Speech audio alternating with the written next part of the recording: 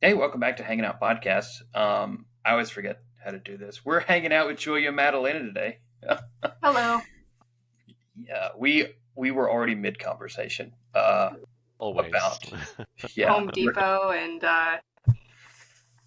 yeah, I can't Spectrum and imagine living 2 hours away from a Home Depot. Like if you forget one screw, that's so detrimental. Well, I remember talking, and I know you can order things online, right? But I Sure. remember talking to Joanna Barnum, who I've always really envied her setup. It's professional and brings order to some of the chaos. And even when we interviewed her, it's like, oh, I get this from like Michaels, and I get this from Hobby Lobby, and I'm like, I don't have any of those things. Yeah. No, I live so close to, well, technically close to Ann Arbor. I'm like out 30 minutes through the woods, like northwest of there, and every other surrounding town has these cute coffee shops and like artsy centers and art stores, and we just have nothing. So it still might be like 30, 20 minutes, which isn't that bad. But when you're driving could be through the worse. woods, yeah, I don't know why it feels like an eternity out here. When I lived in New York and things were 20 minutes away, it felt like, oh, that's just a hop, skip, and a jump. But, anyways, What part of New York did you live in? Rochester, so up Okay. upstate. We were talking about this to somebody in line at or what was it, Magicon. People get MagicCon. very particular about like what you mean by upstate. Oh yeah. Like how upstate? Oh, just outside of New York Yeah, I'm like, City, that's or downstate. like, Come on, don't call you Poughkeepsie know, upstate. at I least wish as I. far as Albany. Yes, I'm not versed in uh, New York that's fair. regions. We'd Yeah, have to we get don't the have map like over a here. cool mitten. Like I'm kind of happy for that now. That's fun, just to Oh be yeah. able to like Well, point as at. you can see, Yeah. Michigan's got its own special thing. I Hmm. definitely had a lot of people asking me about, whether I actually lived there or was just a fan, because I had this thing on at the show this weekend, and I got to pull out oh, well, I grew up here, and, you know, all over the various places that I lived in Michigan. So how'd you get into where did you were born in New York or Yes, yeah. I was born in technically Buffalo, but grew up in Rochester, Fairport area. Um yeah, and I mean that was very artistically rich, luckily. Like both my parents were artists, so they kind of knew what to do with me when I was young. They first kind of mourned. They were like, "Oh God, no, not a doctor or anything else." But no, she wants to go into the same suffering we did. Okay, great. Yes. Um, so yeah, they got me set up with some mentors, and luckily it was like a really richly artistic area where there was a bunch of art clubs where artists from around the country would come through and give workshops. So I was doing that from pretty young on. Ended up in Cleveland for schooling, and then met my husband, and that's why I'm in Michigan, is for his work. yeah. That's really wild. So art's really been like a part of your life for what do you think, like since elementary school or Since I can remember, like my parents are always saying that basically since I had autonomy, they had to tell me like put the pencil down, you have to go to bed. I remember in elementary school, like I would even take every free period I could and go to the art classroom, even if it meant like just washing brushes. I just wanted to be in there. Uh, and at that point, I was like, yeah, art teacher, like that's art. That's what art meant to me at the time. Hmm. And then I'm like, but elementary school kids, maybe middle schoolers will, be more professional. And I mean, that's a joke looking back on that. But in third grade, you think that's old.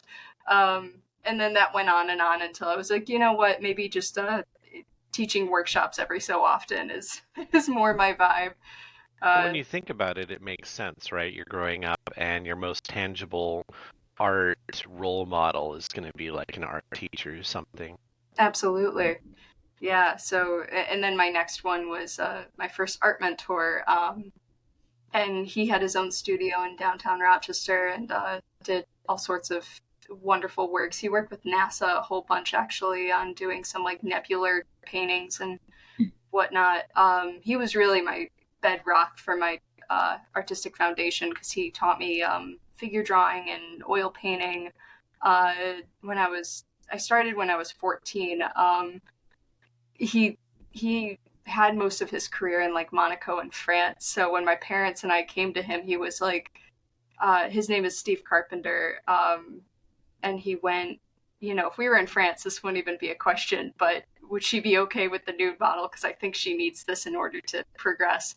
Um, and again, luckily, my parents were in the right mind to be like, yeah, no, that's fine and appropriate. And my mom came along with me, just got to see me like blush my huge first, like, oh my, and then Yeah, everybody always does like the peek behind the easel. yeah, the horse. Yeah. The rare counter example, right, where the parents are fully supportive and understanding of creative kids and Yeah, it's a their really different aspirations. story usually here. I definitely didn't have that experience. It sounds like your parents were a little more forgiving, Bruce, but um, Yeah, and in my case, my grandfather was a working illustrator, so Oh, that's awesome. although my parents weren't directly in creative in creative industry, they had an example of like, oh, this is a real career. So that was never really an issue for me. And I think I, that's the main thing that it takes is just like an example, right?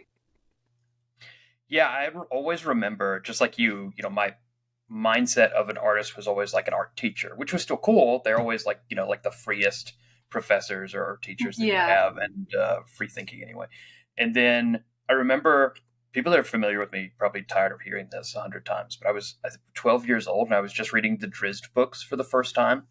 Mm. Um, and I don't know why it had never occurred to me, but I'm like looking over the copyright page and I read like illustrated by Todd Lockwood, and I was like something clicked in my head. I was like, someone gets paid to do this. This isn't great. And then Yeah, I was off. Before then, I wanted to be like Steve Irwin, and then it just totally switched. that's awesome. Yeah, I think if my husband had his way, he would definitely be like Steve Irwin. Like he's a creative as well. He ended up a car sculptor out of college, so he's still in the creative fields. But we watch together all the time what Robert Irwin's son is doing, and he's just like, "Oh, that's so I love cool." it. So when you went to a very would like a more strict art school, or like an Oh no, atelier type thing, or what? I don't know. uh, there's a different path in my life where I would have done that. I can't say I regret my time at my college because I met my friends and my husband. So my all that's left of my student loans are my husband tax. But it was it was a it was a time. I went to school at the Cleveland Institute of Art for illustration, and initially I thought painting. When I was recruited for the school, I ended up with a full scholarship, and I knew a bunch of the professors ahead of time from years of visiting and whatnot.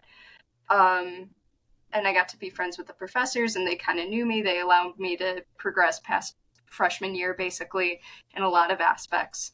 Um, but then there was kind of a huge turnover in the school that first year. So all of those professors that I kind of had like a baseline with, all were gone. So Oh. then I'm like trying to explain myself to the new professors, like, hey, but like the old one said I could bypass this class, or, I could still do representational art. And they were like, well, you're a hack if you do that. And I'm like, to Wow. illustration away. Um, Yeah. so that Yikes. was, in illustration, it was still like, I always got the vibe that I had to fight to do representational traditional oil painting, as which is crazy because we have Norman Rockwell, we have nearly everyone in the fantasy art world to look to for examples of people who do this these days. But it still kind of felt like if you're not going to Disney, you're a failure. Right. In the US and maybe some other countries as well, there's kind of an interruption in that lineage Mm-hmm. of representational artists. And particularly in academia, you've got a lot of folks who just like are fully on the abstract train. And I'm not I'm not against abstraction. I No, think it's that just you can both have sides, both. It's just yeah, like cutting out one altogether is either way is not right. yeah. So, I Yeah, guess in some ways, that lineage jumped over to like genre art and stuff. And of course, a certain strain of thinking looks down on that. So it's unfortunate for a lot of programs. Mine was 100%. sort of a similar situation in the sense that they actually had some good representational programs. They had a lot of career track stuff. Like they had a really, really good industrial design program, which makes sense. Michigan, Yeah, right? You're sending a bunch of people over to Detroit to be like car designers and stuff. Um, and they had a really good scientific illustration program and graphic design and so on. And the dean who came in right when I was there was like, nope, we're getting rid of all of it. We're just doing like all abstract all the time and like yep. each artist on their own little like journey that's like barely goal posted and barely trained and destroyed the whole thing. That's Unfortunately, devastating. it's probably not an uncommon story in this country anyway. Yeah. No, I definitely hand my like abilities to the people that I learned um from pretty young onwards. The first workshop I took was with Scott Burdick, who uh is a phenomenal figure artist, and he's doing a bunch of experimental stuff now, which is so fun to watch. But I remember one of my other mentors I was taking from at the time. It was in this big, like, old sauce factory building. So a bunch of artist lofts were in there, and we were in there studying. And these, international artists were walking through and just kind of poking their heads in and saying, "Oh, like, one spot opened up in our workshop." Anyways, we're going to continue onwards to where we're going to be teaching. And my mentor pulled me aside and was like, "Do you want that spot?" And I'm like, I mean, yeah, but the money's like, forget the money. Do you want it? And my parents found out a way to get me in there. And I mean, he just so took me under his wing and was like, Julie, you're sitting right here next to me. You're watching me. You're involved in the conversations. Whereas, like, a 14-year-old in a room of adults usually kind of gets ignored or bypassed. He was lovely, and he kind of gave me my first look into you can do this as a career. I travel around the world and take photos of people of different cultures and paint them and share my stories and documentaries and uh, yeah, so I kept taking workshops with those sorts of people every time they came through. So I think I would attribute my baseline to those people, not necessarily college. College gave me a backbone and allowed me to grow as a person, but yeah, You That's had to great. have that, right? You had because you yeah, were fighting for every breath there, probably. absolutely. That was it. Yeah, yeah, it sounds like all three of us had very similar college experiences. Well, mine was also focusing very heavily on the abstract, and Yeah. much like you, I had a mentor that kind of came out of nowhere and was like, "No, you can really do something with this," and it's good to have that. Uh, Obviously your parents were artists, so it's different, but it's good to have like that faith follow you through, saying like, "Oh, there's a profession on the other side." When I was teaching school a couple of years ago, the biggest thing I would do for each student was like try and find a career path, because when you ask them, "Well, what do you want to do after college?" and the answer is, "Oh, I don't know. I just want to make art." You're like, "Oh, wow, that's not a career."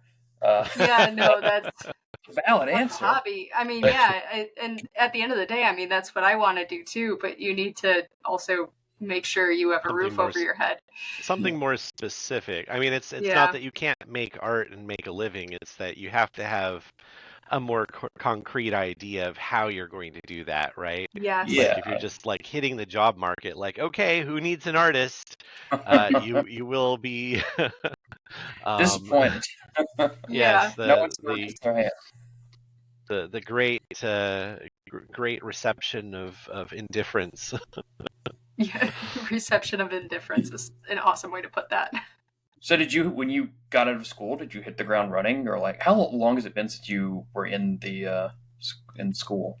I graduated in 2018. I was Okay. just thinking about how long that was ago the other day, and I don't know. It's time is so strange, especially the last 5 years. Sure. It feels like so much is different, and yet, yeah, I don't know.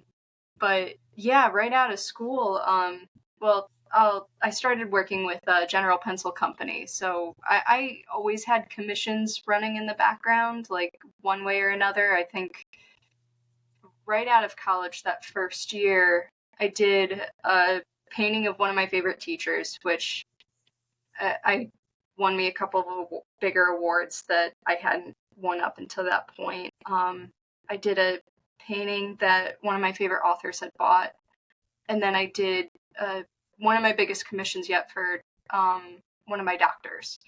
So those were like three big things, but still, like, I needed to cater on the side, and I started working with General Pencil. So the thing with it never feels like, you know, you hit the ground running, even though I was always doing all those things. That from that year, what I remember is like kind of the quiet moments of still panicking and figuring out, okay, so what does the future look like? Like, what am I going to do? Even though technically I did a bunch that year, but yeah, Somehow the anyways. negatives are more memorable a lot of the time, aren't Right? they? Yeah. So that's why I'm trying to frame it differently, because Because my I, my perception of you is that you did hit the ground running Yeah, I would say. early and often. I mean, when did you get in with General Pencils? Because like that was pretty early. technically high school. Wow. So I I started working with them. What was it? My very first Portrait Society of America conference. I think it was 2013. So I was like maybe 16 years old, 15. No, 16 or 17. Um, and I went there, and like my favorite artist at the time, and I mean I still love the guy, David Casson. He's great. He was at the time one of the artist representatives for General Pencil, and he made like this really awesome kit, which was like a black wooden box, and it had all your charcoal supplies in it, and a step by step by him. Um, and that's all I wanted. Yeah, that's all I wanted for my birthday, and my parents got it for me, and I did like three portraits that weekend, and I texted it to David over Facebook or whatever, just shot in the dark, like, "Hey, I loved your kit. This is what I did," and he was like, "Oh, cool! I'm meeting with the CEO right now. I just showed her your work, and she loved it. Do you want to? Are you coming to the Portrait Society? They'll be there." Um, so I'm fangirling, and I'm just like, "Oh my god, yeah!" So I went to that conference. I met David, um, and I followed him down to the General's booth and got to watch him demo. And we were chatting. Got to meet Generals there, and we just kind of touched base. And they continued to follow me over the next year and a half. And then I did like some self portrait at some point in high school, and they went, "We want that for one of our boxes."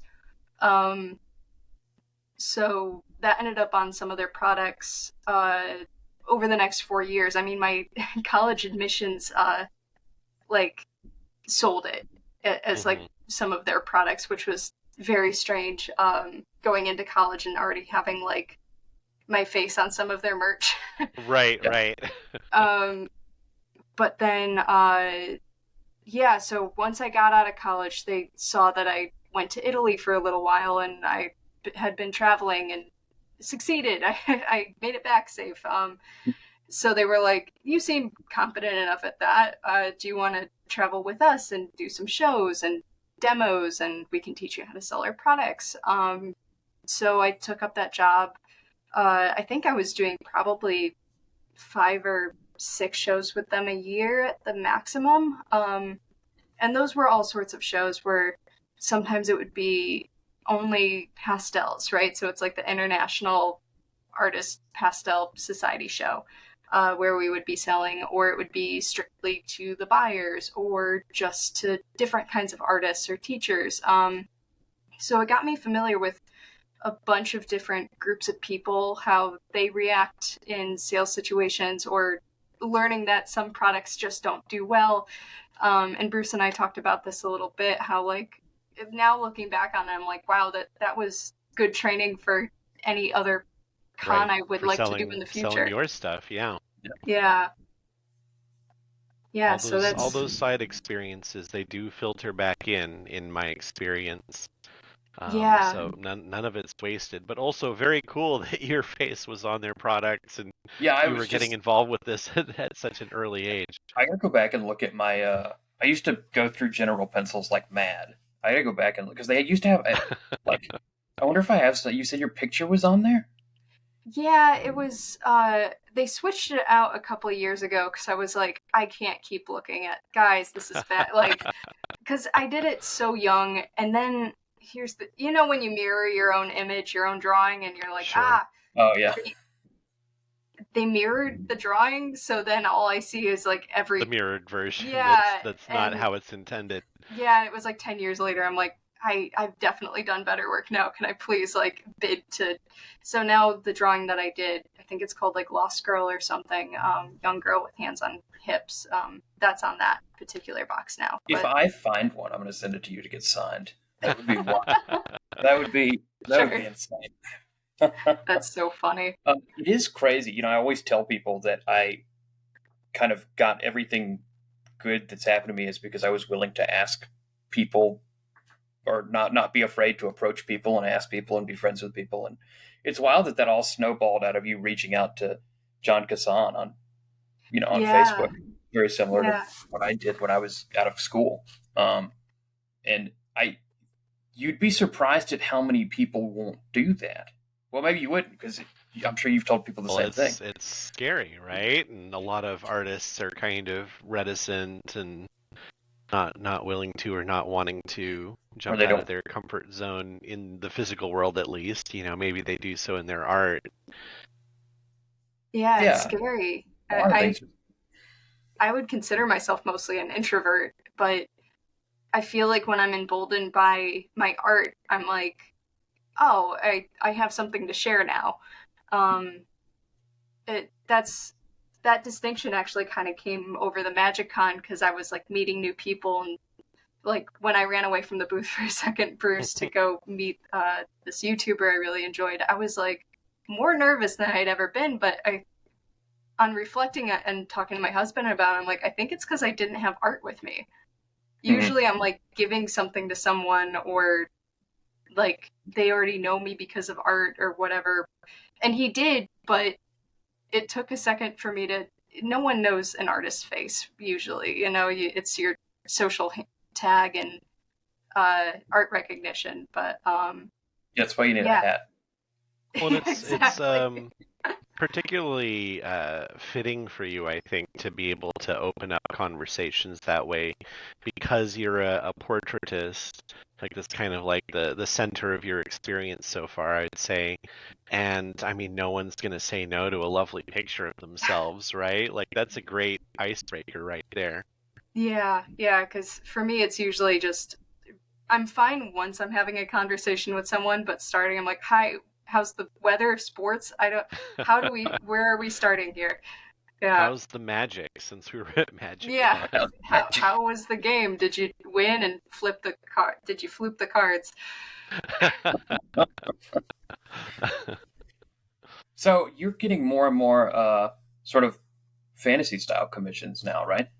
Yeah, I'm so I feel very grateful for that. How do you is that something that you wanted to target for when you were out of school, or is that? I mean, I know you've always been sort of tangentially interested in fantasy.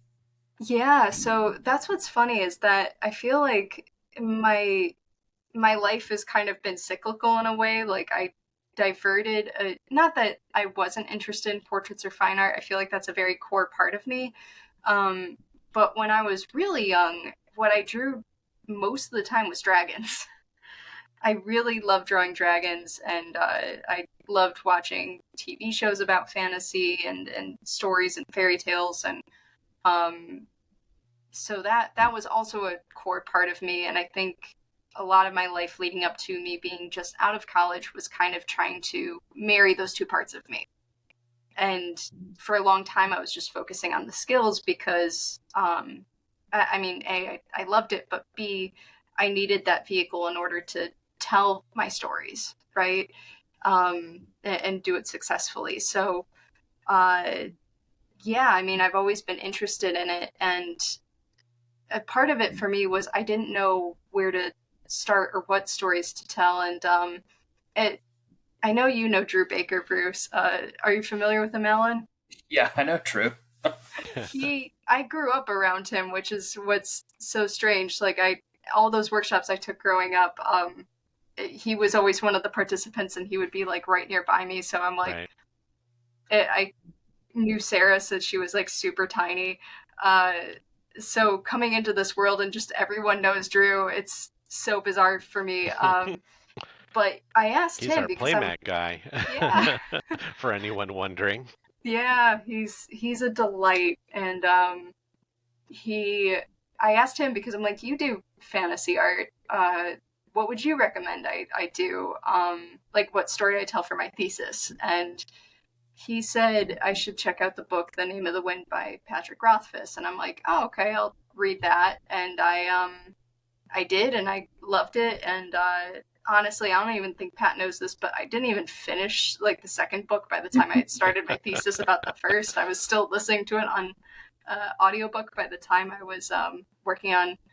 Oh gosh, I was a spiteful student. I did like 6 foot by 5 foot paintings of Oh yeah. those because I was like, okay, if I can't be an illustrator, like if I won't be seen as an illustrator and a painter, like I gotta make the work big enough so I have to be seen as Force both. people to see it.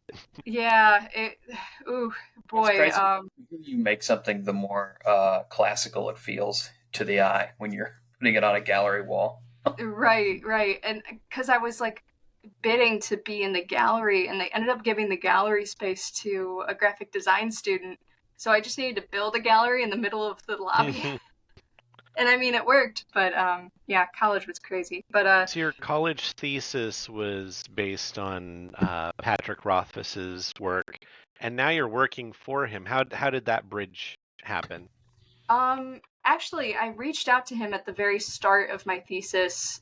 He was just streaming, and I'd never been on Twitch before, but I just DM'd him. I'm like, hey, maybe. So I reached out and I was like, hey, I'm doing my thesis on your work. I'm an illustrator. Would you mind giving your 2 cents? I don't even know exactly what I said, but he DM'd me back and he was like, yeah, sure. Do you want to talk tonight? And okay. So we connected over Skype. He gave me some notes. He told me that, the specifics of the lute, having a mandolin head and what different characters look like. And that was the only meeting I think we had that year. I would send him updates and stuff every so often. But yeah, it wasn't until that year out of college when I painted Ari, and he saw it on Twitter and bought it from me. And that's the painting that's usually behind him when he streams. And from there on out, like we just kind of were on again, off again, chatting. But yeah, I've been pretty consistently doing stuff with him ever since. That's wild in retrospect, right? Nobody ever Oh thinks like, yeah, oh, I can just DM Patrick Rothfuss and then I'll Skype with him the next, few hours from then. Yeah, if you no, if you pitch that to someone, they're gonna be like, no, I can't. I can't just DM Patrick Just have to Rothfuss. create a legitimate reason to do so, which you did. yeah, no. And again, I was new to this world. I had only just read his book, so I had no idea. Like, I don't know how big he was, or I was just kind of naive to the whole thing. But it's funny, like, again, coming from the perspective of kind of being an introvert, I'll tell my husband that I'm going to do something like, oh, I'll post this and then this will happen. Maybe, who knows? And he's like, that is so specific. Why do you think that that will happen? And then if it does, I'm like, ha, see? And he's like, I don't know why I question you anymore. Yeah, I mean, you something similar happened with the Travis Kelsey, right? Or no, it was his brother. Yeah. It was Jason. And it's funny because I always feel like such an imposter in that because I don't watch sports. I was in it because I like Taylor, or like people were sending it to me because they were like, "Oh, Taylor Swift's boyfriend just said, you know, he wants a painting," and I'm like, "Sure, I can paint." So I did that painting in like 3 hours and just kind of shot it off into the void and then went back about my work. And then to see that painting come up as like their podcast thumbnail like the next week was jarring to say the least. But I think that's the main thing, that if I could impart anything on like younger artists, it's like just take every shot and then try not to expect much, I suppose, and you'll usually be surprised. Yeah, I don't know. It's, how was I phrasing it to I don't know, around Thanksgiving I had this whole diatribe about like freelance work, because they were asking me about, the Travis Kelce thing as well, because most people outside of the art world, that's a good touchstone for them, because sports and art kind of overlap there, what I do. And people usually ask like, so did anything come of that? I'm like, aside from the podcast, actually Labatt Blue reached out to me and ordered some prints of it, but no, you just kind of move on to the next thing, and you don't expect any one thing to be like your big break. It's not like American Idol out here. You just keep chugging along and hoping for the best. Yeah, and on the other side of it too, I feel like you handle it pretty well. Like you didn't immediately become the person who's painting, uh, football players and pop stars And for that's a my living. biggest fear. I so don't want to be cornered into anything, because I think a big part of my growing up, learning from so many different artists as well, is I learned how to be flexible, or like I loved experimenting. I would throw myself completely into that person's style for the week just to kind of get in their head and learn how they approach something. Um, and then I try to come back to center a bit and just take what I could. But I don't think I approach any one project exactly the same as I did last time, for that reason. So I kind of have a fear of being like cornered as like, now you only do sports, or now you only do this one thing. Like, I love fantasy artwork and portraiture, because I think that allows for so much room for possibilities, and you never know like how somebody else's story is going to come at you and you're going to interpret it. But if it's always like somebody running on the field with a ball, I think that would kind of get a little like monotonous for me, at least. Right. Yeah, I There's think that definitely there's good. definitely a niche out there for someone to do that if Oh, that's a their hundred their percent. passion, but Yeah, yeah, you don't want to get pigeonholed if that's just like, I was doing a momentary thing because I was feeling that, and now I'm on to my next project, which is connected probably through some aspect of portraiture, but otherwise unrelated. yeah, exactly. And I did watch the Super Bowl that year, and I was like trying to like, it was funny. It was like a brilliant mind where I'm like, oh, this is how sports work. Okay, I'm understanding like how the points work, and my husband's sitting there like, am I in trouble? Like, are you gonna be a sports person now? And I'm not. I'm like, oh no, oh no. I feel like I owe it to them because they were so kind, and that was a cool moment. But yeah. Anyways, Well, it's important what you said, coming back to center, right? I Donato, obviously one of my favorite artists. He's really good at that. Like, love even though that. I think we all sort of know him as the Lord of the Rings guy, I think his career is so much bigger than that. He Oh might go yeah, and do some Marvel stuff or Magic, and then he just always comes back to center of like this grander vision of his portfolio. Um, yeah, I think that's important, and I think people get lost in that sometimes. Like we can have our niches, right? I paint. I'm doing a series of statue paintings, yeah. but I don't think that'll be the entirety of my work from now on. I think it's just an avenue I'm going into, and like I have done some fan art stuff that's exploded, but I don't want to become like the The fan fan art art person guy, yeah. because it's No, yeah. and there's something too about when I see on social media when you do one fan art and then people in the comments are like, "Do this person, no, do that person." I'm like, no, no, I'm not the art monkey. I Yeah. can't. I'm not gonna do a whole series. I just did. This was a passing thing. But no, I hear you there. Where I didn't know what my center was for the longest time. I always knew genre wise what it was, but style wise, I really struggled with that for years. And I think it wasn't really until this past year and a half where I just had so much work to do and not enough time to really think about it and consider, well, what is my style? What should I be doing? I just had to produce that. It kind of naturally came out. Yeah, I that's what had happened. exactly. I had somebody, one of my art directors now, message me when the what was it, the Cosmere RPG art that I did. One of the pieces was publicly released. I didn't know it because I wasn't on that particular social media yet. It was like the one I hadn't had an account on. And he was like, "Is this you?" I'm like, "Yeah, what?" And it's not signed because it's from the book. I'm like, "A, how did you know? And B, where did you see this?"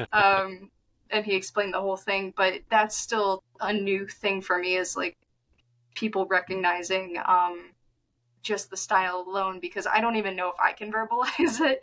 Uh, it's just It's often easier doing it, to spot from outside. Yeah, I've I definitely imagine. seen that happen. Oh yeah. Whenever I first started going to shows, which I think is even better than a lot of social media, because you never know what's going to be widely shared, but it shows you're just getting it over and over. Everyone would come up and say, "Oh wow, the way you capture light and glow is fascinating," just over and Cool. over again. I'm like, I never even thought about that, and I don't know if I ever pushed against it, but I was like, I just never considered it.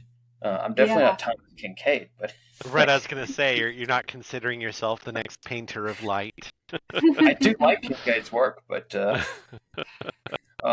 so yeah, that's something. Yeah, when other people start picking up on it, Yeah. they're like, oh yeah, that does sound like me. Um, I could do that.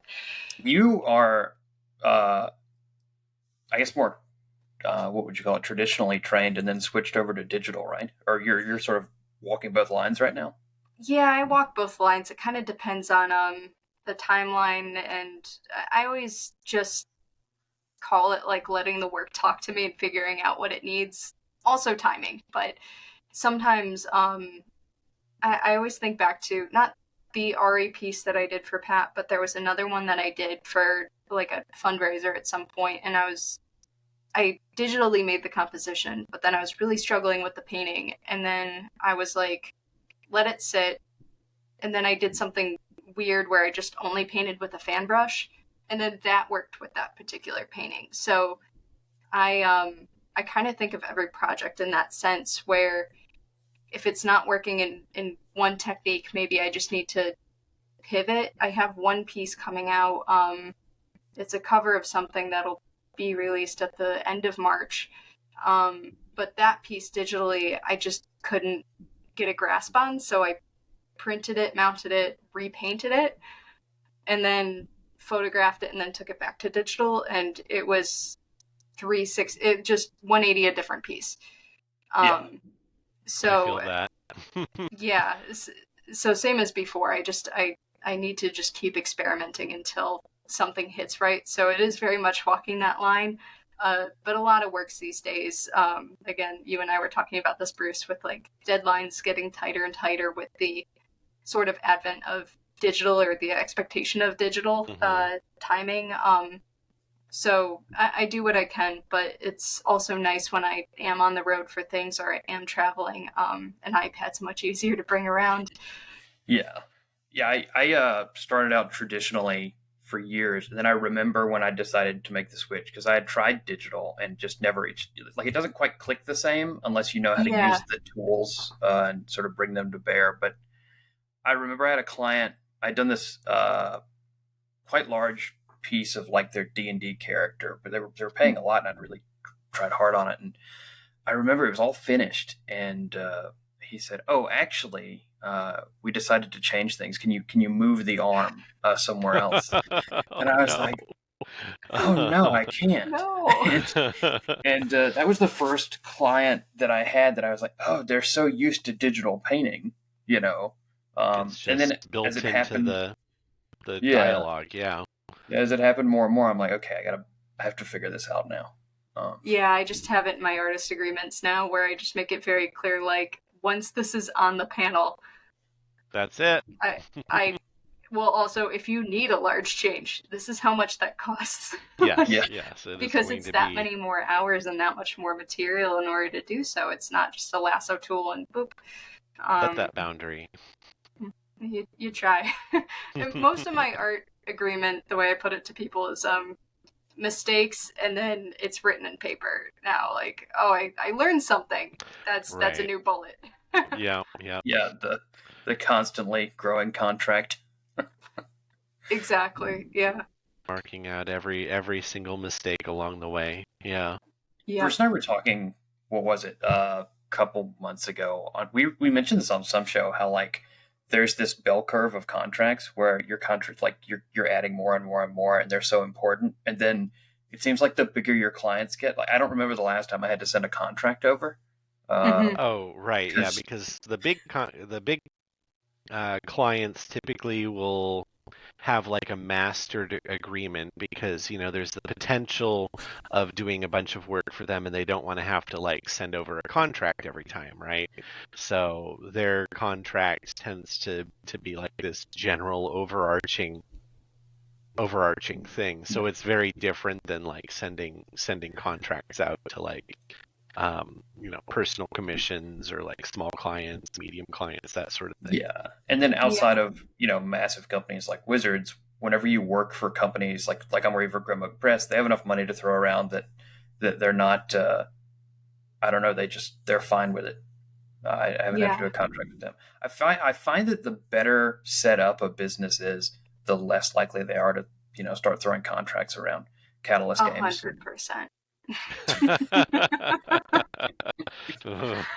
No, similarly, like me and Nate Taylor, I talk with him. He's a wonderful illustrator, at least once or twice a week, and we were saying how we tell our better clients like, hey, we love you, we appreciate you, thank you, like just for the professionalism, and that can be as much as like you sent us the exact sizes we needed before we started drawing, like that sort of stuff that with clients like Grimmo Press or anyone else, like you just that's expected and it comes and it's great and you don't have to think about it.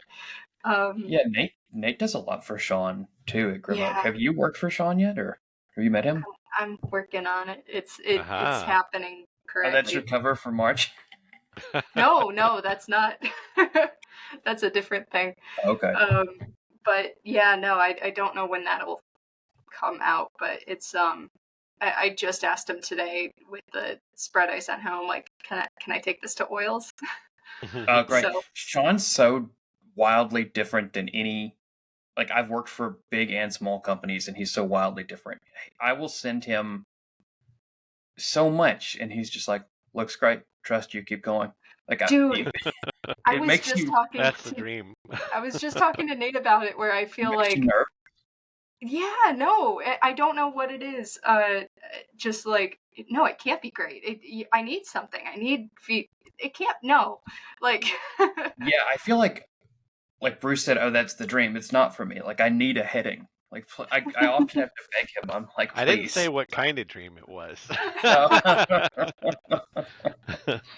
that's I legit. mean, to be fair, it's something that has it's a sword with two sides, right? Like on the one Yes. hand, you have the freedom to actually make your best work, which is often like structured out when it's bigger clients that have like all these like itty bitty requirements and design by committee and all that. But on the other hand, it is it's a big responsibility too, right? Yeah. Yeah. And more of it is on your shoulders, more of it is on like, okay, I have to make good decisions here, right? Because it's not being given to me like what the decisions have to be, and I can't, if something goes wrong, I can't blame it on a client being dumb or again designed by committee. It's all on me. Yeah. Yeah. I 100%. I'm I just trying to make sure I represent things well on there and like really doing my research, highlighting through the book, stuff like that. Yeah, that's the one thing you don't want, is for Sean to come back and be like, "Oh, you didn't read the book well enough, and now you have to do all these changes." I've had because The ring's on the the wrong oh hand. yeah, I got that one. The fans, I feel like they're more They just really want things to be right. Yeah. Versus how good or bad the art is. I found that to be more important. Sean just wants to make good covers. I don't know if Sean's that inclined to make it perfect. He just really likes good paintings.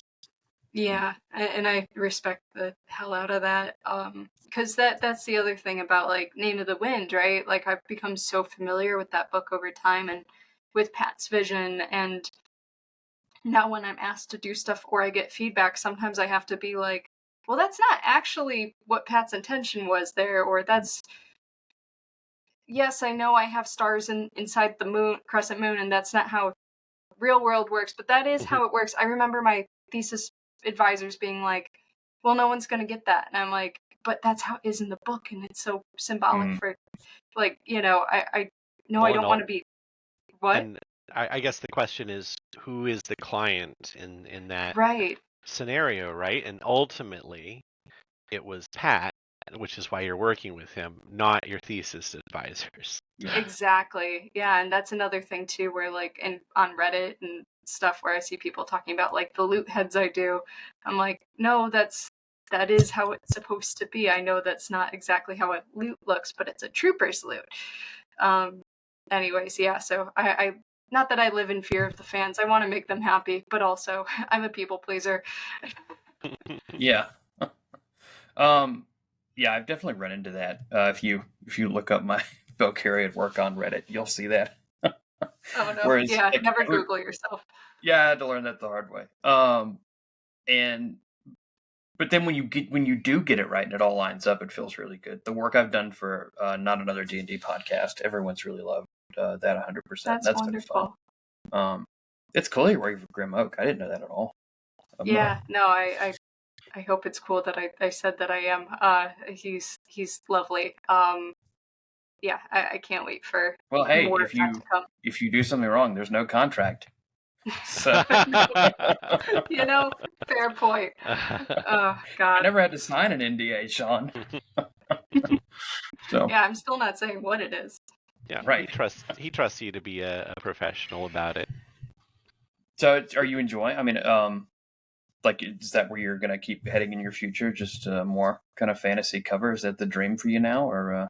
Yeah, I mean, honestly, the dream is just kind of continuing to grow in the direction I'm already going. So it's the kind of key phrases there, like fantasy portraiture with awesome creatives. Like I've been really lucky to work with the people that I have worked with, even on the TTRPGs that are or did get Kickstart funded last year but aren't quite out yet. It's like Blood Rum and Thunder, which is like a pirate RPG, which I'm like a huge nerd for pirate anything. So I was like, you don't even need to explain this more to me. I'm on board, whatever you need. And they've been a great team and just very supportive and excitable about the whole thing. And I feel like for me, that's all I can ask for with the client is like, are they excited about the, I guess, subject matter, and are they willing to, go back and forth about the artistry of the thing? So yeah, I just want to keep growing in this direction, whether that's book covers or cards or any games. I don't know. But I've been very fortunate so far, and I hope to just kind of keep moving in this path. I know as freelancers, I always feel like I have this pit in my stomach of like, it's all going to fall apart, and Rough my out husband there, who has, but yeah, he has like a, solid artistic job, but solid job.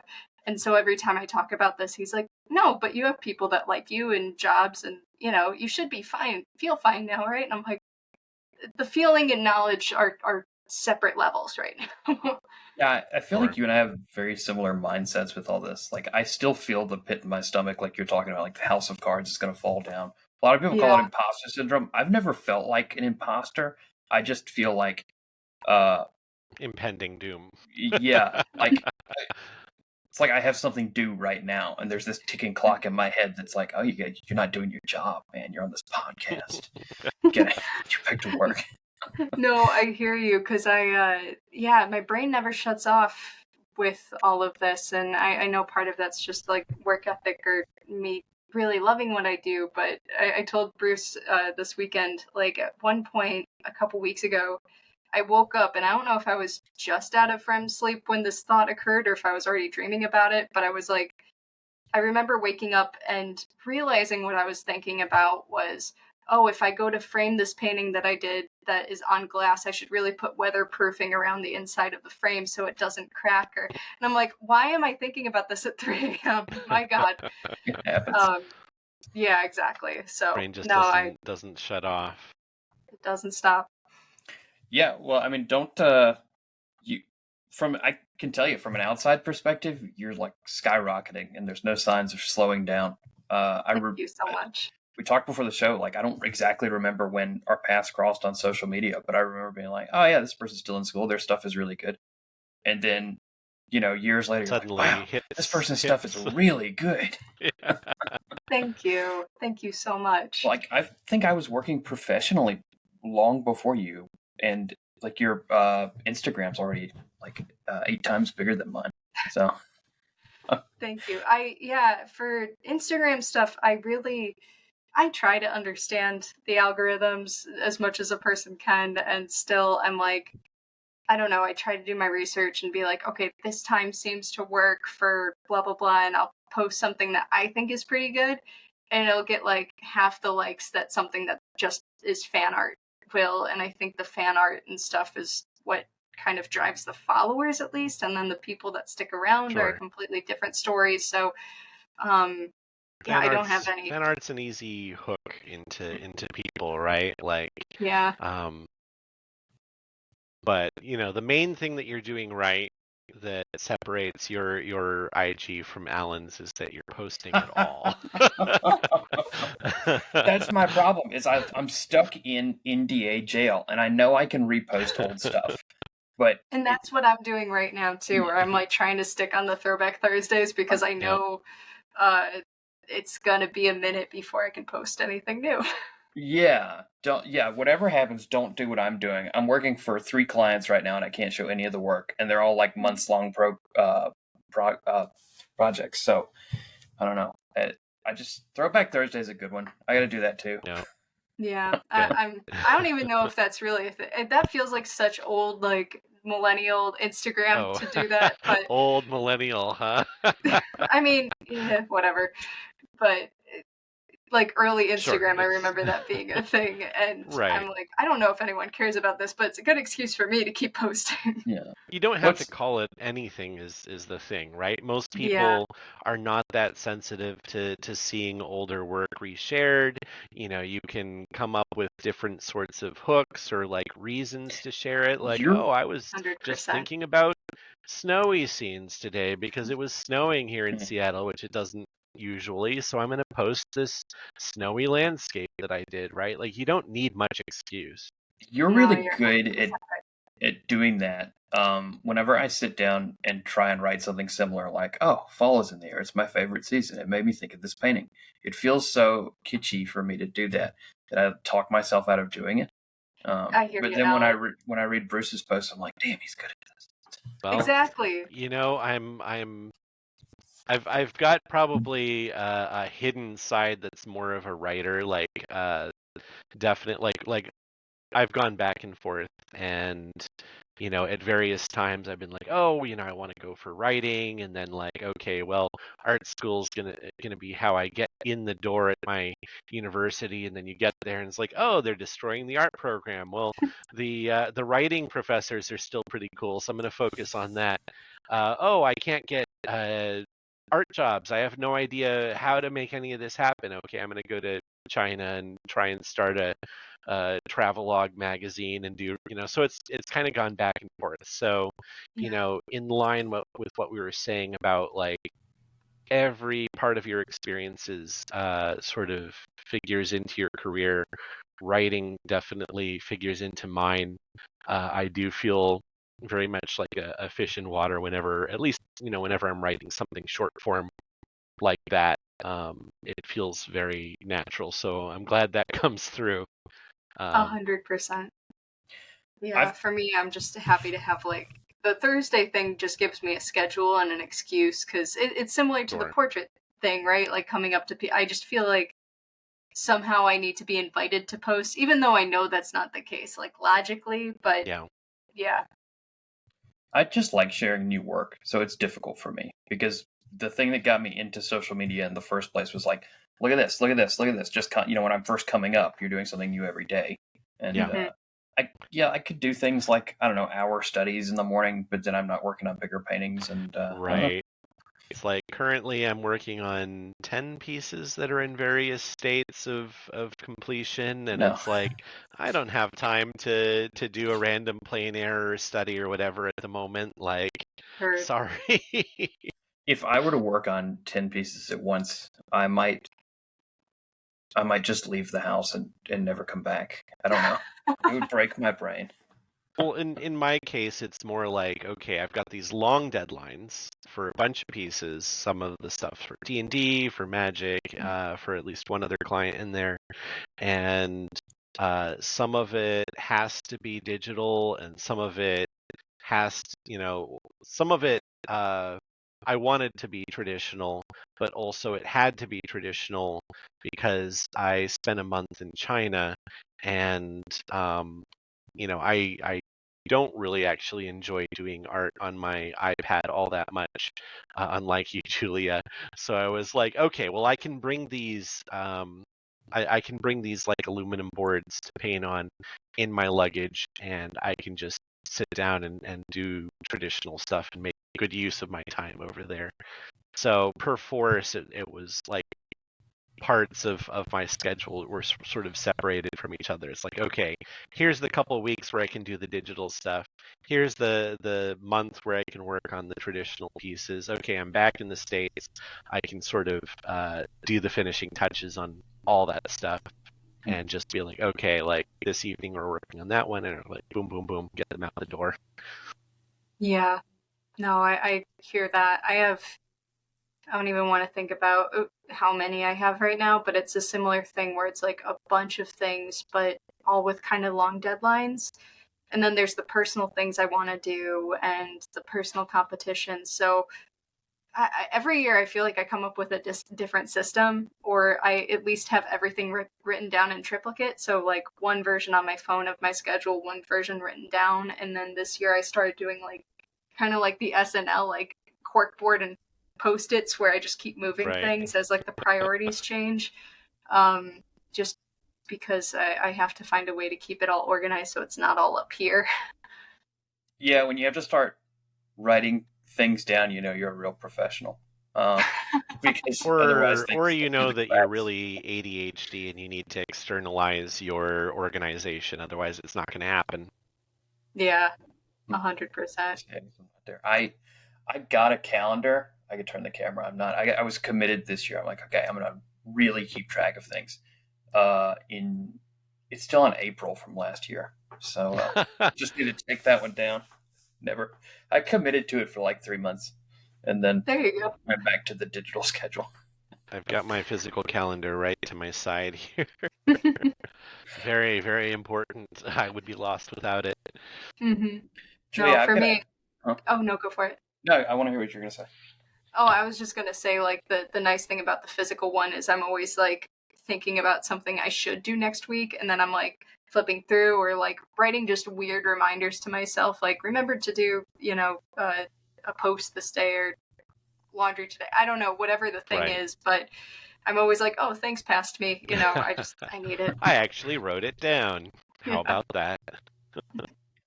I've got to ask about your MagicCon experience Oh, with Oh, it Bruce. was. I've spent a lot of time behind Bruce's booth, but never a whole show. no, Oh, it he's was just there wonderful. distracting me. So this is a very different perspective on it. No, it was lovely.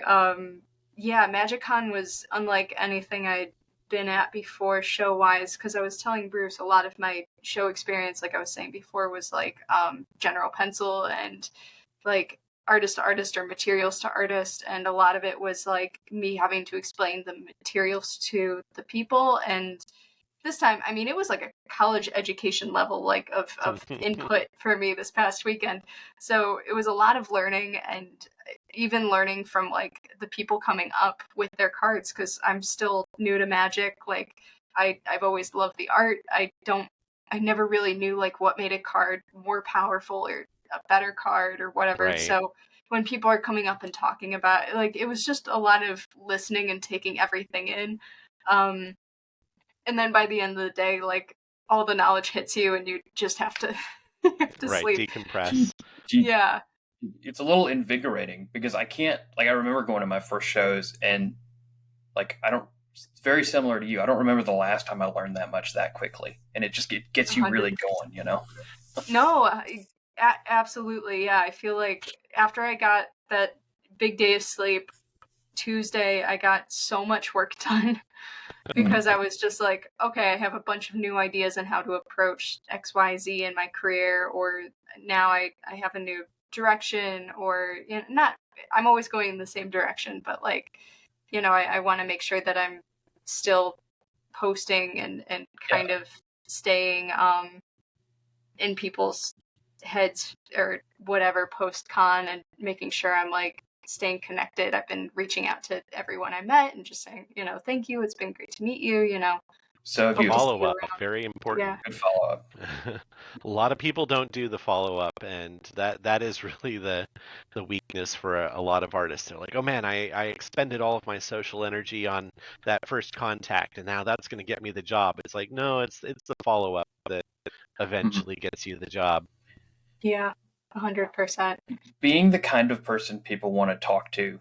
I always talk about like the backyard barbecue mentality. Like if you could imagine inviting this guy over for burgers or girl, then it's probably someone you want to work with.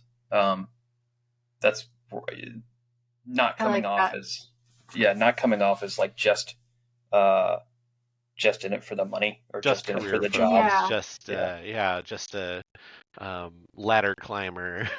No, and that's like Yeah. my biggest fear, I think, is I never want to be seen that way. And because I genuinely do love it here. I'm not, you know, I don't think anyone who gets into art just for the money is like, I can't imagine being that person, because it's not going to happen soon, usually, Yeah, probably. the money is not gonna happen. No, Yeah. like, We I can just just like end it being right there. here. Yeah, For yeah, most, in most scenarios, right? Like, I mean, exactly. not to be a hypocrite, my business is doing perfectly fine, but No, um, and similarly, like, I'm very happy, but I just, you know, I like being here, and I like the people here, and I like making new friends in this circle. Like 90% of the people I've been reaching back out to haven't been people that are going to give me jobs. I just, you know, like, right. it was great to Well, meet you. and Well, you never know.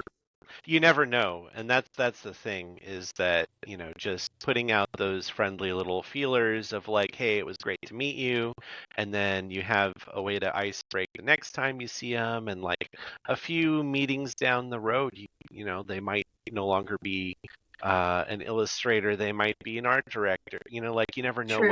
what those people's trajectories, or they might have a job that they have to turn down, and they think of you because you were a very kind and present human being, and your work's great. So like they feel no qualms about recommending you for a thing.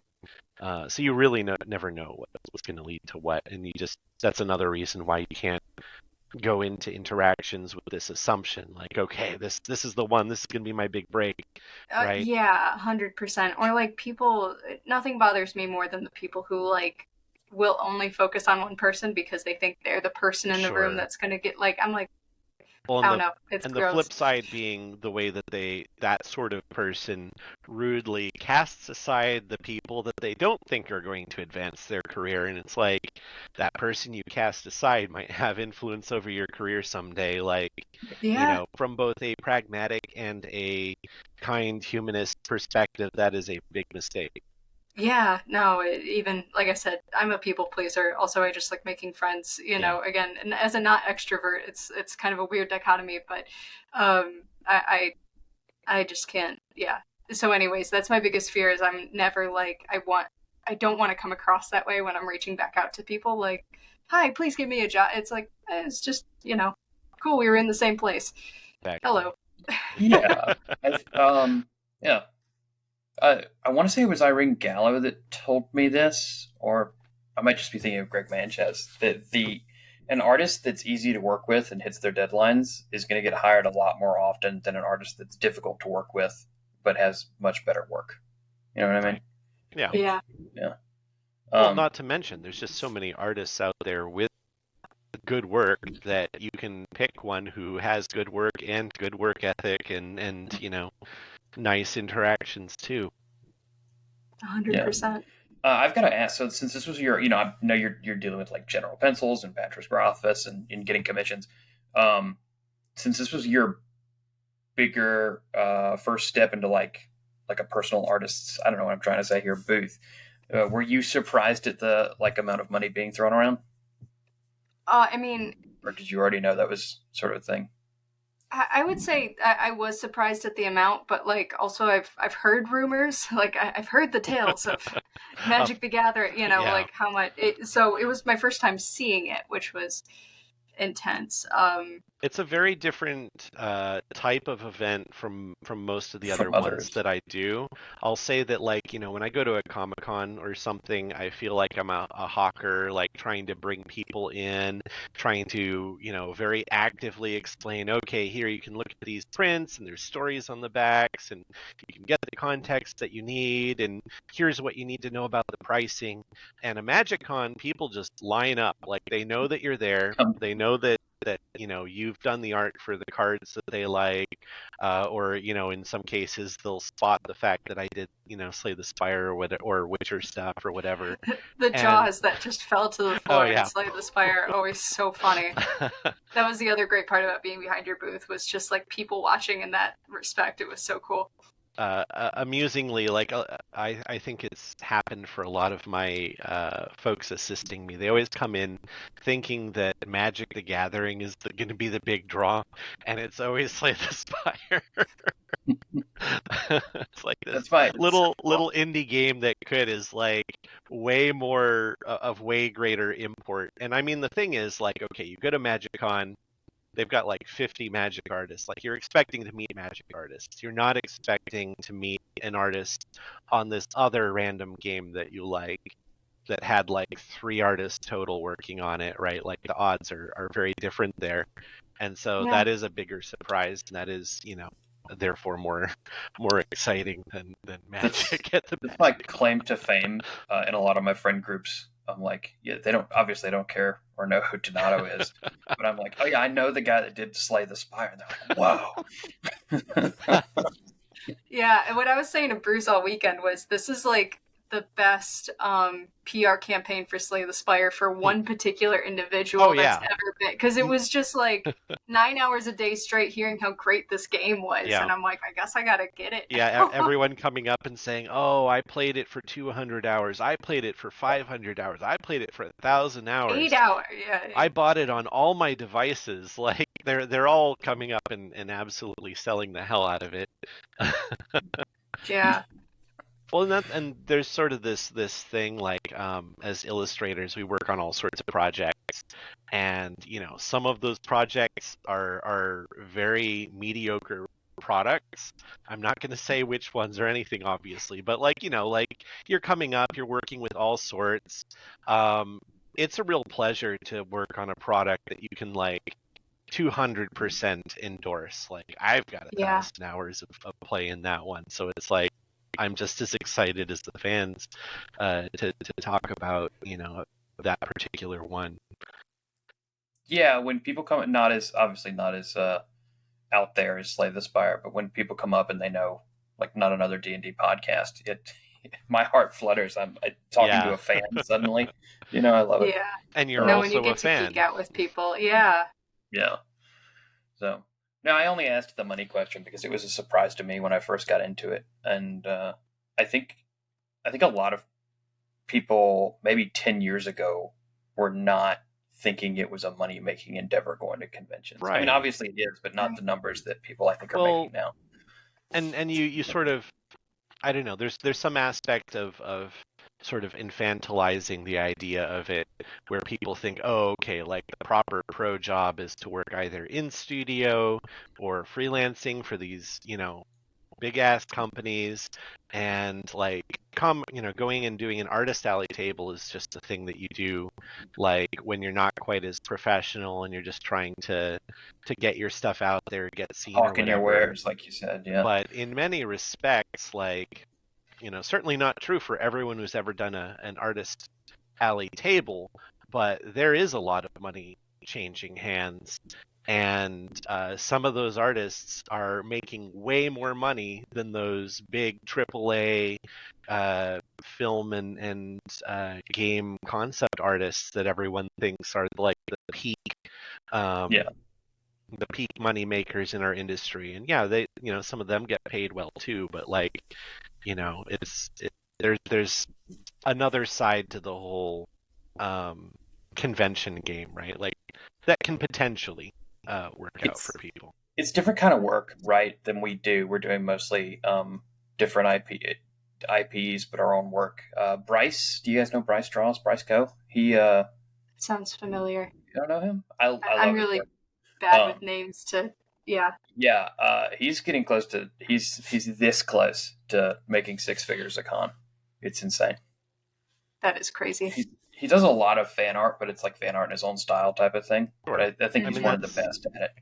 Um, anyway, in many cases, that's kind of the sweet spot for a lot of artists, where it's like, okay, either you're working officially for a popular IP or you're doing fan art for an IP, but it's in your style. It's not just rehashing the same old Spider-Man pose or whatever, like that, you can see every time you go on a different aisle, right?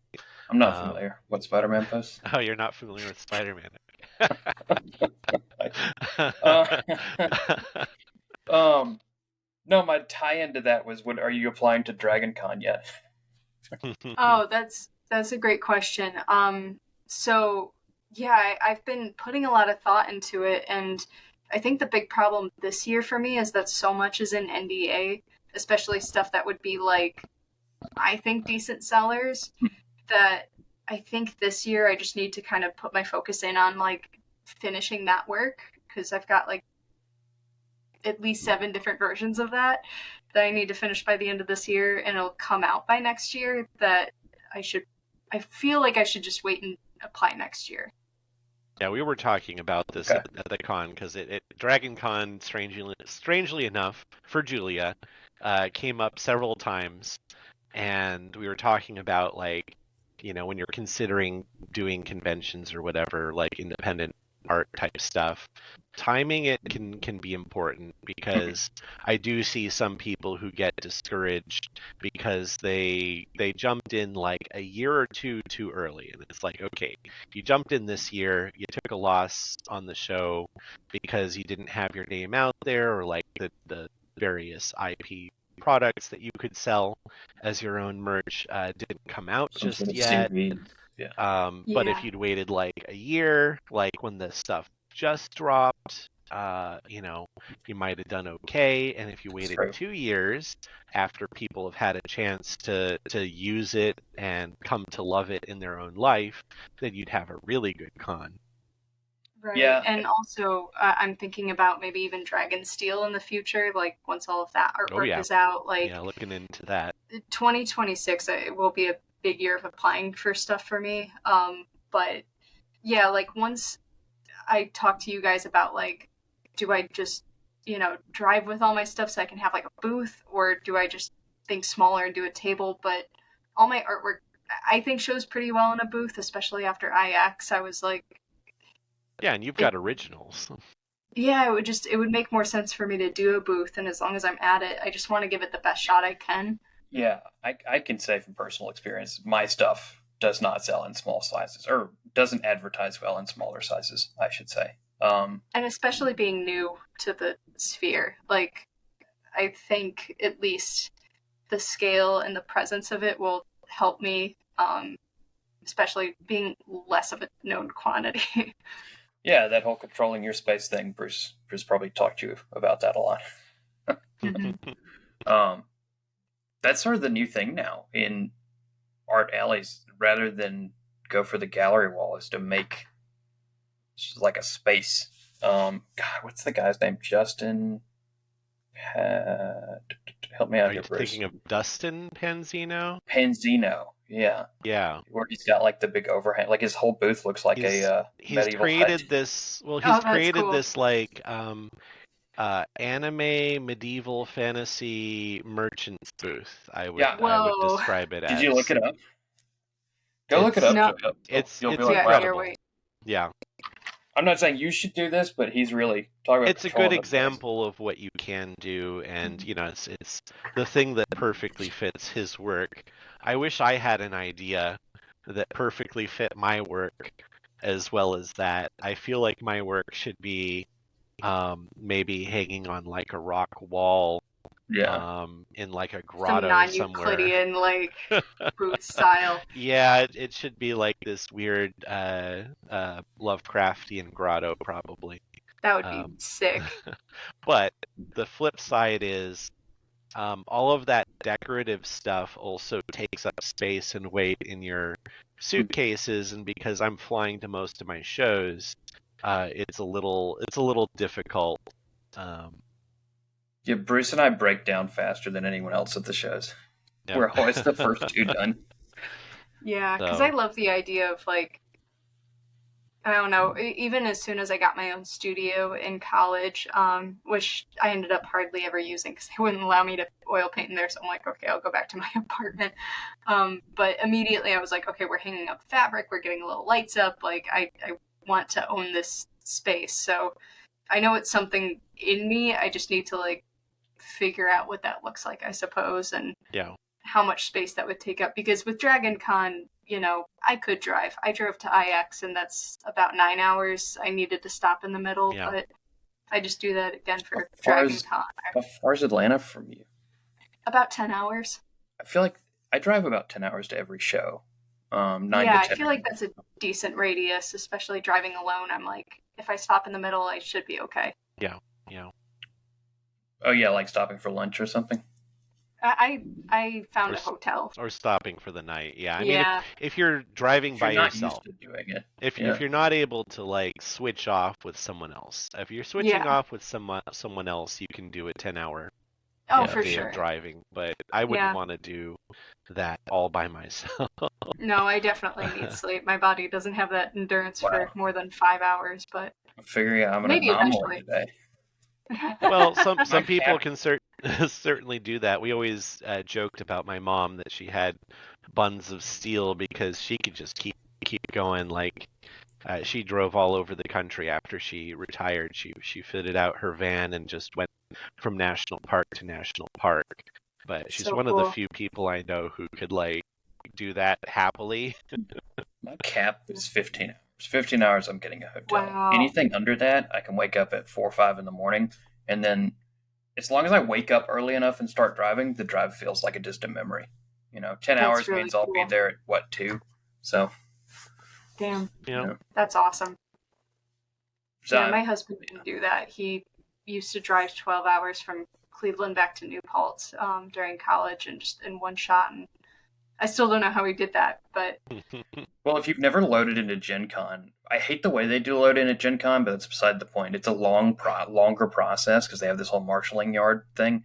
So we mm, drive the 10 hours or whatever it is up there and then have to sit through the marshalling yard and then drive into Indy and then do all this and then set up on the day. And that was the one that I'm thinking like, okay, maybe I don't do that all in one day anymore. yeah, That's yeah. yeah. Just No, because there's enough hassle on the other end. yeah. I was thinking about applying to that one when I got back from IX. I was kind of high off of IX going really well, and I was like, okay, yeah, I'll start applying for stuff. And maybe it was a blessing, like it closed the day before. Because again, I currently have that thought again where I'm like, well, at the end of this year, I'll apply for Gen Con and see what happens. I know that's a very competitive one, though. It's Yeah, competitive, go. but we always say Gen Con's the one people might start with because they give you the walls. I mean, you can literally walk in Well, there and same reason why Dragon Con's a good one, if you're coming in, because again, you have walls, so you don't yeah, have but to bring them Dragon with Con's you. a different thing. I mean, you'll make money if you do it right, but it's so different because it's in a basement. I don't know, just that aspect of it. Mhm. It's totally different than any other show. Um, And that's like the fine art portion of it, yeah? Yes, yeah, yes. Gotcha. Which is where you would be for sure. Yeah. Yeah, You're with us. I tried to get into the top. What do they call the Oh well, Upper echelon. they've show? got a Is they've it got a art show? pop. They've got a, I don't know, pop Comic art or art? whatever they call it. Hall Somebody of said, "Oh, try Heroes. that one out," and I tried once, and they were like, "Go back to the art show where you belong." No, yeah, because Go back to the basement. What are you doing? they filter it themselves. They look at your art and they're like they decide for themselves which category they feel That's you so fit interesting. into. That's how that one works. It's different from every other show I've ever done. Yeah. And I mean, it makes sense to a degree that, but yeah, interesting. Because I think my friend Kai went into that show and he was like, "Oh, Dragon Con didn't do well for me," but I think he was in the pop section, but he's mostly a painter. So that maybe is what happened there, but that's surprising to me if they had input. There's a few artists. I mean, I think like someone like Tyler Walpole could be in either, but because he's done a Yeah. lot of comics work, I think they'd probably put someone put him in like Well, the Hall of Heroes or whatever where their comics art is. Tim Yeah. Von Ruten Instead, used to do the pop art show at the top floor of America's Mart, Yeah. and he moved down to the, I guess we'll call it the fine art show, the art and show, he's yeah. making less money, but he likes to be around the other artists. So I mean, you can It's a definitely more transition. comfortable That's vibe cool. for sure. Like, Yeah. we don't get quite as much crowds as like And the people who placement are. matters so much, Yeah. much. Mhm. Ridiculous. I was in a booth beside the booth I was in. So my first year at Dragon Con, I made $4,000, which was not a lot of money for what I was doing at shows at that time. And sorry, not my first year. My first year after COVID, I think. Right. Okay. And Yeah. then the next year, I was literally one booth over, except it had a better sight line, and then Mhm. made 3 times that. Yeah. Wow. Made all the No. difference. It just makes a huge difference. That's like I would Yeah. go around and talk to people and be like, "Listen, I was where you are last year. It might Get out of that spot. It is the dead Yeah. zone. Get out of the spot." I told myself if they put me in one of those spots again, I'm backing out. Yeah. Yeah, that's legit. I got very lucky with IX last year where I was up on the top floor, so I mean people got up there slower, but at the same time I wasn't right in the front, but if you just started walking off to the left, I was like immediately in sight line, and there were people, I mean literally facing the back wall that had gorgeous boots, and I'm like, I can't imagine. I mean, on It's the plus rough. side, that's a show where it's mostly enthusiasts.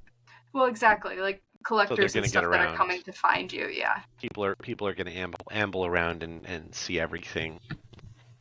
But yes, it's anything you can do to improve your visibility, including getting the bigger booth so that you can put up larger banners and all the rest of that, Yeah. and make people take longer to be able to walk past their booth, so they're less There you likely go. to ignore it.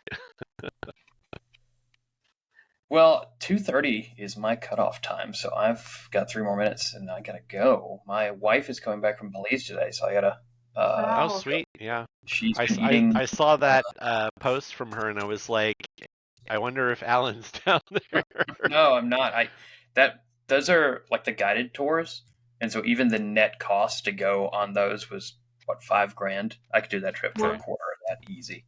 I've done that trip for a quarter of that. Probably Yes. less than a quarter of that. Belize Yeah. is a cheap place Mhm. and a beautiful place. It I really is. want to go. It is. Really want to go. But she's been eating, Belizean type food and a lot of seafood over the last. Right. So rice and beans and beans yeah, and rice. Yeah. rice, beans, Yeah. a little bit of chicken. She tried to order a lobster one night. Dude, did not go well. And she's like, she wants mac and cheese and steak when she comes home. So I gotta go to the store You gotta yeah. prep it. home. Yeah. Those are my two main food groups too. I get it. Really? That's cool. It rules. I mean, I don't have it often, but those are like that and Chinese food are like my The main comfort. Yeah. three. Comfort Yeah, food. yeah. Chinese food. I miss it so much. We don't have good Chinese food down here. It's the only thing in my town, thank God. There's one Chinese like food place and then nothing. But you're 20 minutes from Ann Arbor, which has the Yeah, highest number of restaurants per capita in the country. So exactly. you And can't complain too I have much. to check out that place in Novi too, man. It sounds great. Well, this has been one of our best hangouts, I think. It was a true hangout where it We had wasn't a a, good one. I didn't feel like I was Yeah, just this is interviewing you. lovely. Yeah, this has been Yay. great. We should do it again No, whenever, like, you start shows or something. yeah, no, absolutely. And, hopefully I'll have more stuff out by the end of the year. I hope. You certainly But will. yeah, no, reach out anytime. This was great. Like halfway through, I was like, oh yeah, that's right. This is being recorded. Well, it always feels good, especially toward the end. I felt like you lose that idea that it's being recorded. That was Oh, our 100. goal when we did this, because I think you get the best information that way. Yeah. And, Yeah, 100%. yeah. Anyway, great. Yeah. Thanks for joining us. If you're listening to this, like and subscribe our page so we can try and be a real YouTube show. But also, I just really want to know any other artists people want to have on. Let us know. Feel free to write us on Facebook or wherever in the comments. And yeah, great. See you next time. Bye.